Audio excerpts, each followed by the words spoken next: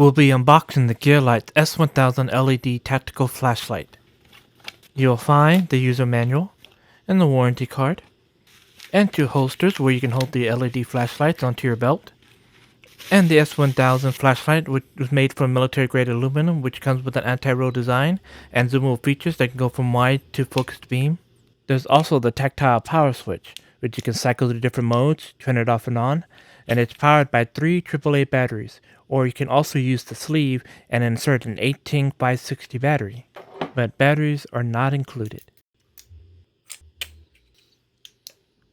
The multiple modes of the battery is the first one will be the highest brightness, the second one will be the medium, and the third one will be the least brightest. The fourth one will be flashing, and the fifth one is an SOS blinking.